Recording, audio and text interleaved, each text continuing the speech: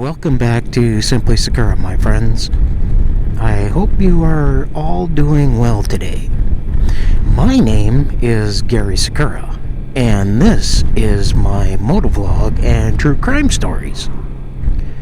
I simply drive around on my motorbike and tell true crime stories. If you're new here, greetings, and I am so glad that you stopped by. If you are interested in true crime and love seeing a different, unique type of motovlog, then I suggest that you hit that subscribe button down below so you don't miss out on any of my true crime stories. It's another chilly day here in Panama City, Florida. I've been itching to get out and continue filming another motovlog and true crime story, but unfortunately, these past 2 full days, we've had nothing but high winds and exceptional heavy rains. It's not the most pleasant day for a ride today. The winds are still pretty strong, and the chilly air has once again moved back into the sunshine state.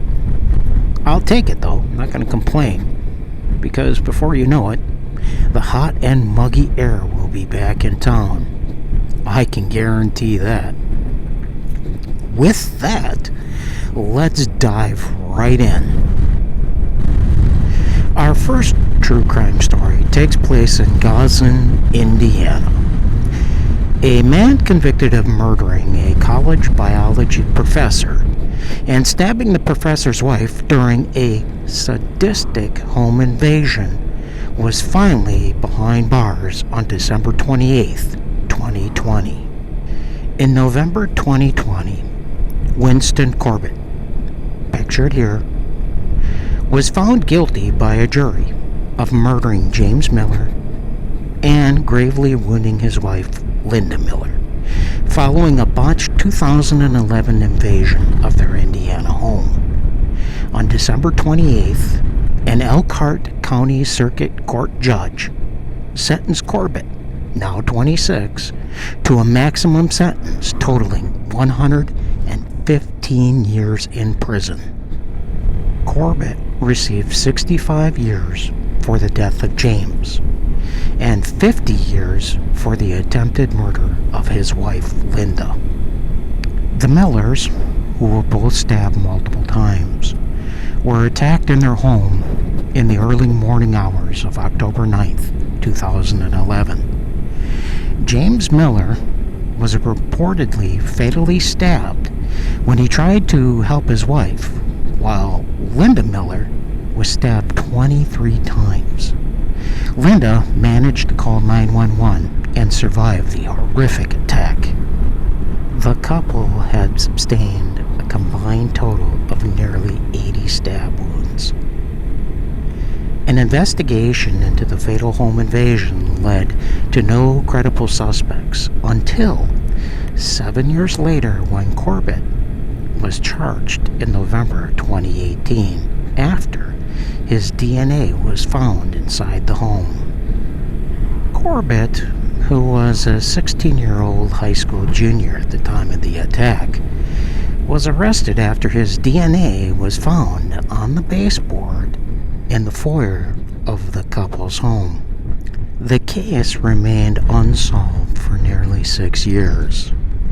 In 2017, detectives using DNA evidence and genetic genealogical databases pinpointed several possible suspects who had lived within a mile of the Miller's home. Analysis of several dozen bloodstains found at the couple's home eventually led investigators to Corbett. 2 samples were found to contain a mixture of Corbett and James Miller's DNA, and a separate single-source DNA sample recovered from the crime scene was also identified as belonging to Corbett. 1 year later, prosecutors filed formal charges against Corbett, according to online documents. In court, Corbett, who testified on his own behalf at trial, passionately fought the charges, insisting he was completely innocent, denying involvement in the home invasion. Corbett disputed the forensic evidence, but noted whomever carried out the deadly attack was sadistic. Prosecutors said Corbett broke into the couple's home through a window and stabbed Linda Miller in the bathroom before stabbing James in a bedroom. In all, the Millers were stabbed nearly 80 times during the attack. During the trial, Linda Miller confronted her attacker and her husband's killer via video teleconference. Linda said at the hearing, "Winston's action brought fear into my life. He brought fear into the neighborhood, and he brought fear into our community. There are many days that I want to die because I couldn't stand the pain. There are also many days that I made plans to die because the pain was just unbearable. The night we lost Jim, we lost a lot."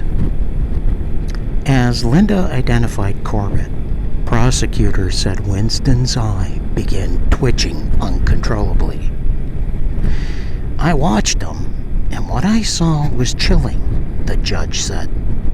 For years, Miller's unsolved murder also terrified the residents of the small Indiana city of Goshen. The judge continued saying, "This is one of those cases where no sentence can adequately address the harm this has caused to the community. Hundreds, if not thousands of people were in significant fear during this time this investigation was pending due to so many unknowns." Corbett was sentenced to 65 years and 50 years jointly on murder and attempted murder charges, with both terms set to run concurrently. Prosecutors, however, said Corbett would likely walk free in an old age, as he will probably receive 50% time served because of the outdated Indiana laws at the time that this murder occurred. Corbett did not speak at his sentencing, and he still maintains that he's innocent, and in which he plans to appeal the conviction and the sentence. Seems unfair, doesn't it? Our second true crime story of the day takes place in Kannapolis, North Carolina. A woman is facing numerous charges after she admitted to pushing her 87-year-old grandmother down a flight of stairs, causing fatal injuries. Sarah Elizabeth Smith, 28, and her boyfriend, Brandon Scott Jones, pictured here, are accused of pushing Sarah's 87-year-old grandmother down a flight of stairs at her home in Roane County, North Carolina. According to the report, the grandmother was found deceased inside her home. Although it initially appeared as if the victim fell accidentally, saying the grandmother's age and circumstances of the death had the appearance of a tragic fall.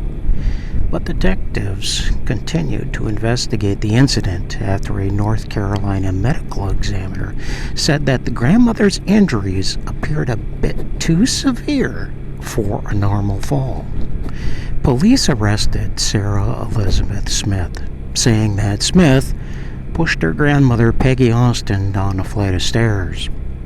Detectives also learned that the grandmother's daughter, Sarah Smith, and her boyfriend, Brandon Jones, had been using Austin's money.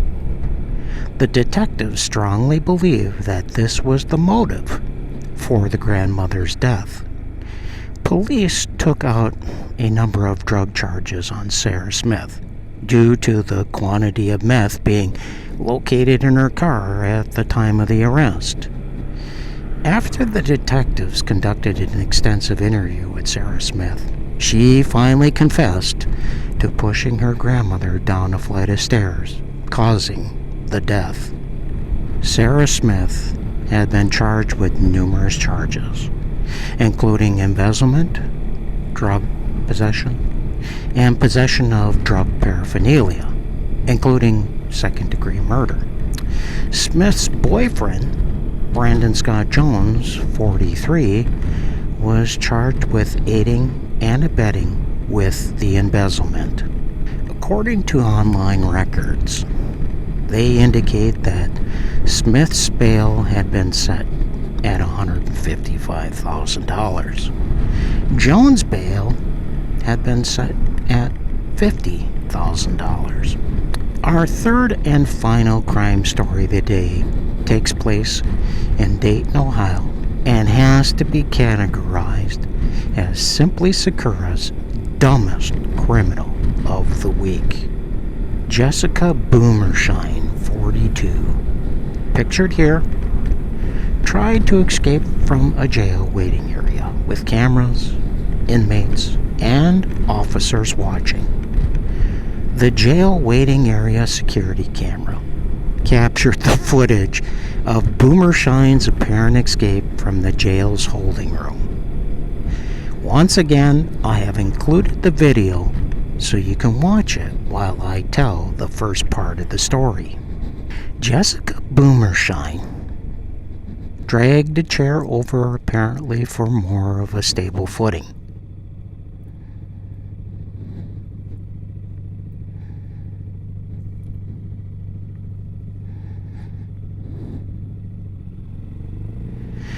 And she waited for several minutes staring at the ceiling.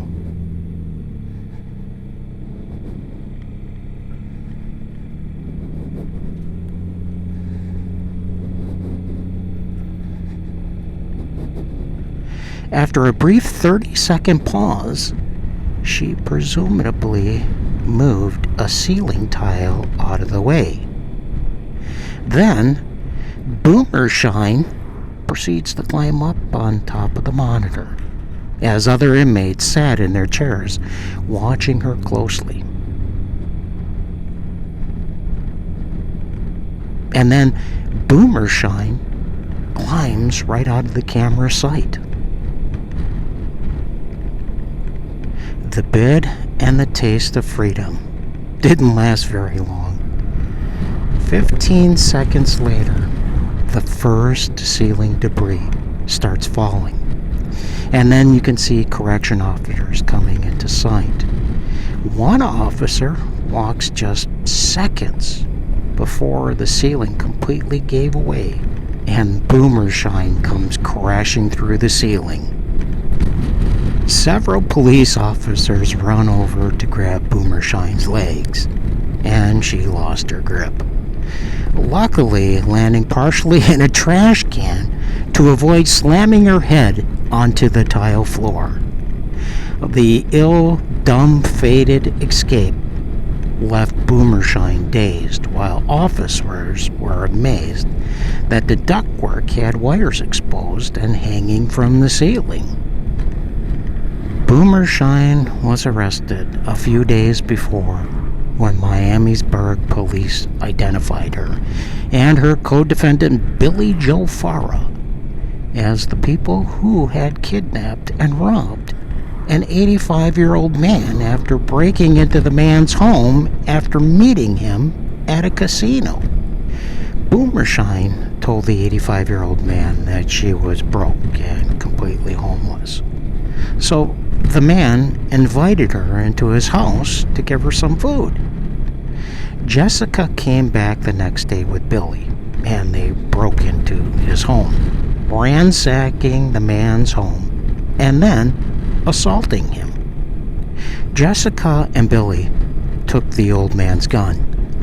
They forced him to provide the code to his bank card. They withdrew money from his account, and then they placed him in the trunk of his car, and then abandoned the vehicle near a trash facility. Thank God the 85-year-old man escaped and was later found inside the trash facility. Now Boomershine is facing new charges for escape and destruction of property, on top of the targeting of the 85-year-old man. Boomershine was already charged with kidnapping, felony assault, aggravated burglary, aggravated robbery, and grand theft. She is a total humdinger for sure. Anyway, this concludes today's Motovlog and True Crime Stories with Simply Sakura. I do hope you found these stories interesting. There are plenty more Motovlog and True Crime stories coming very soon. Thanks for hanging out with me today. If you have any comments, I highly encourage that you leave them down below. Thanks again for watching, and I'll see you soon.